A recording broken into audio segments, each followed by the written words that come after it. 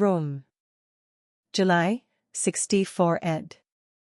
The greatest city in the ancient world is asleep. Nearly 1 million people live within its crowded streets. Senators rest inside luxurious villas decorated with marble and gold.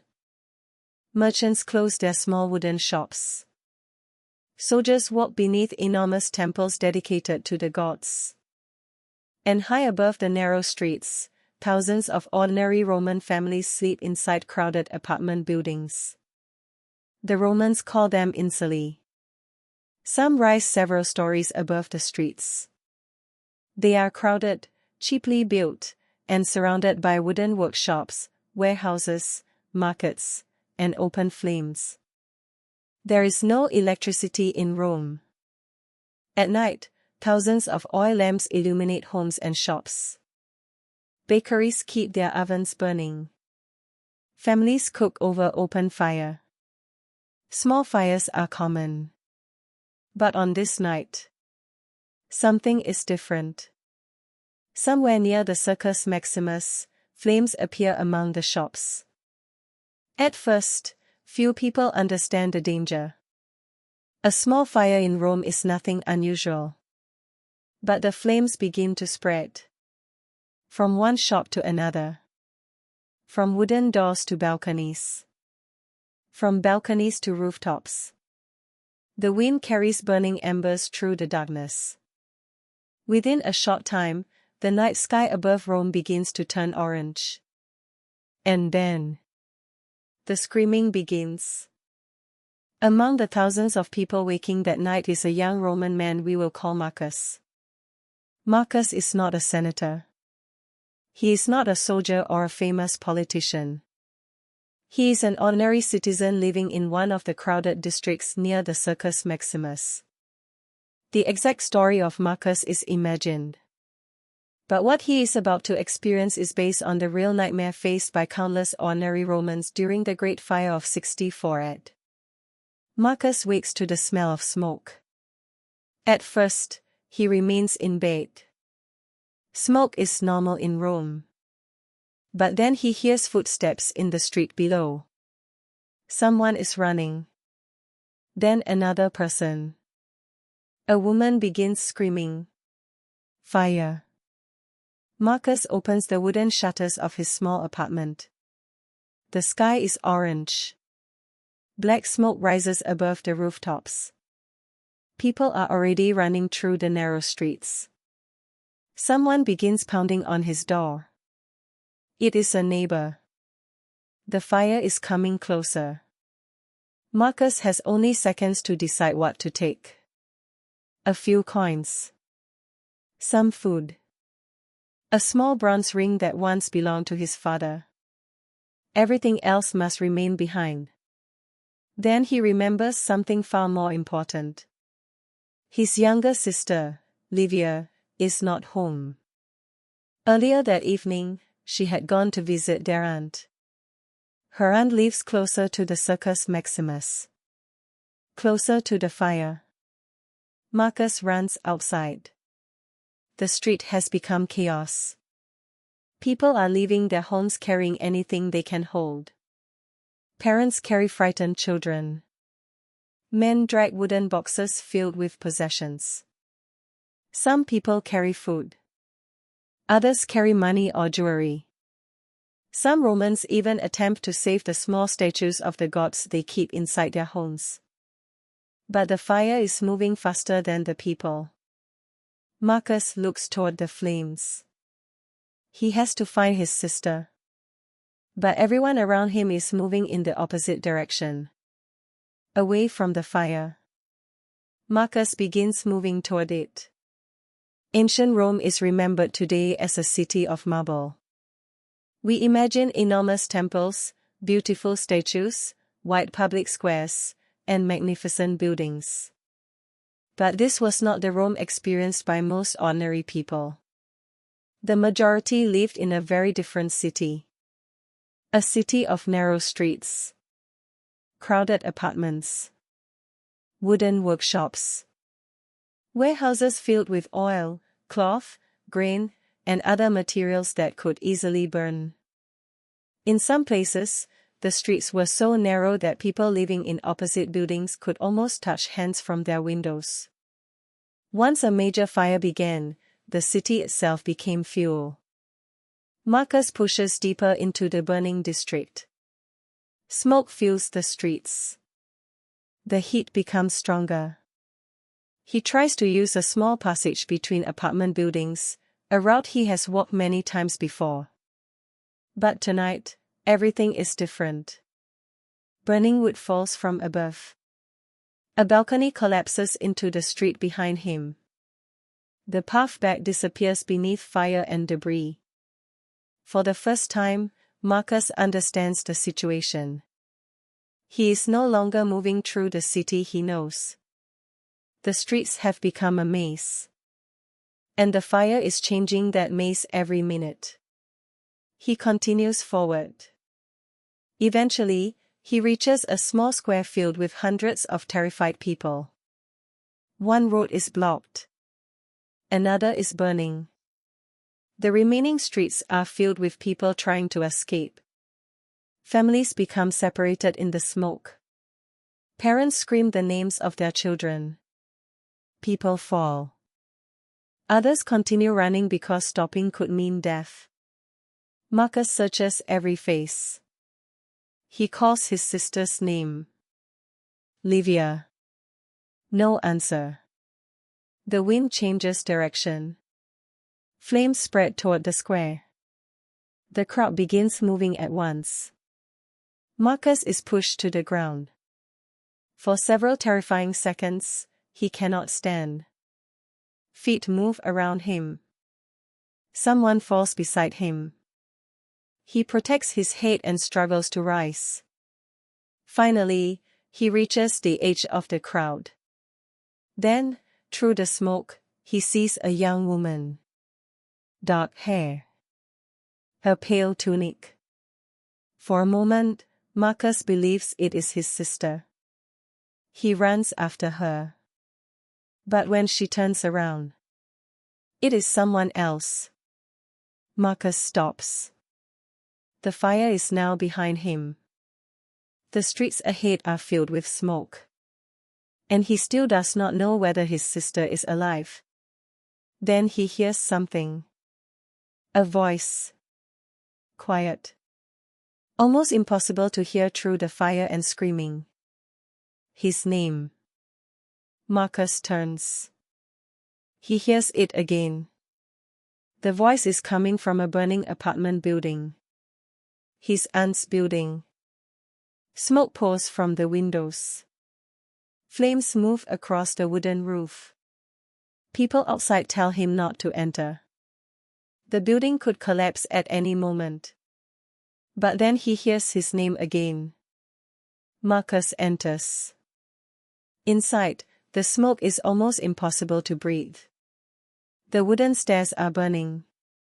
Parts of the ceiling fall around him. He climbs. On the upper floor, he finally hears Livia clearly. He finds her inside a small room near a window.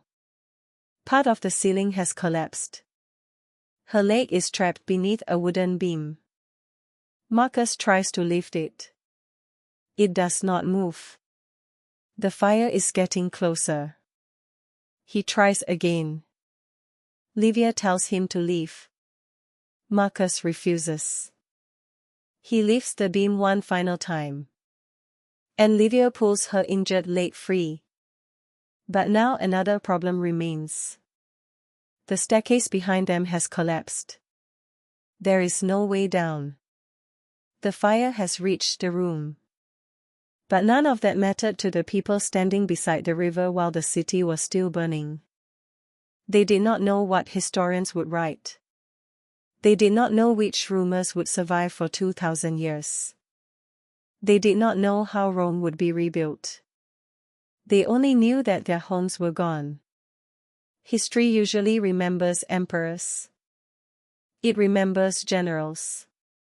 Battles. Conquests. Dates.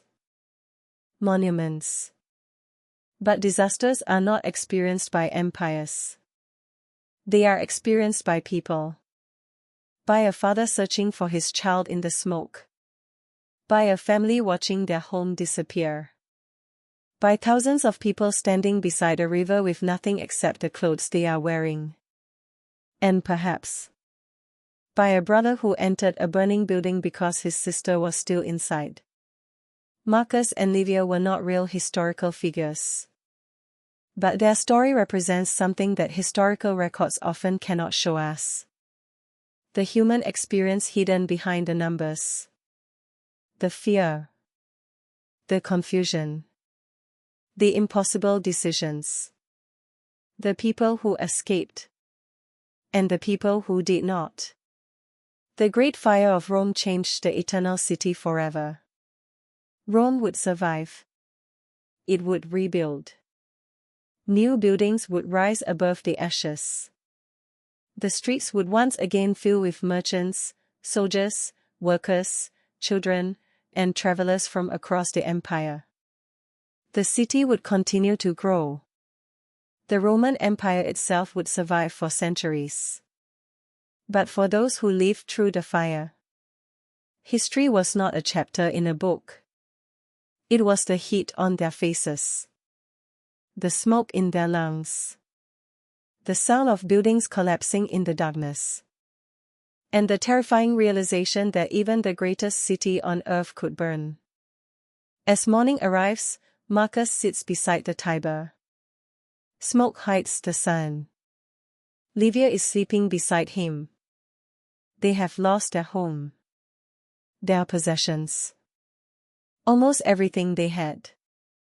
Marcus looks toward the ruins of Rome. He does not know what tomorrow will bring. But they are alive. And sometimes survival is where history begins. Marcus looks through the window. The neighboring building is separated from them by a narrow gap. Its roof is lower. It is dangerous. But there is no other choice. Marcus climbs onto the window ledge. He jumps. For one moment, there is nothing beneath him. Then he crashes onto the neighboring roof. He turns back toward his sister. Livia stands at the window. Behind her, the room is burning. She is terrified. Marcus tells her to jump. For several seconds, she cannot move. Then part of the ceiling collapses behind her. Livia jumps. Marcus reaches toward her. They fall together onto the roof. They are alive. But they are still trapped inside a burning city. From the rooftops, they can see the scale of the disaster. Entire streets are on fire. Buildings collapse into the darkness. Thousands of people are moving toward open spaces and the Tiber River. The fire is no longer a local disaster. Rome itself is burning. Marcus and Livia find a way down from the rooftops. Livia can barely walk. Marcus supports her as they move through the streets. Around them, the greatest city in the ancient world appears to be disappearing. Ash falls from the sky. Abandoned possessions cover the roads. People who own homes that morning now carry nothing. The rich and the poor escape the same flames. Eventually, Marcus and Livia reach the Tiber.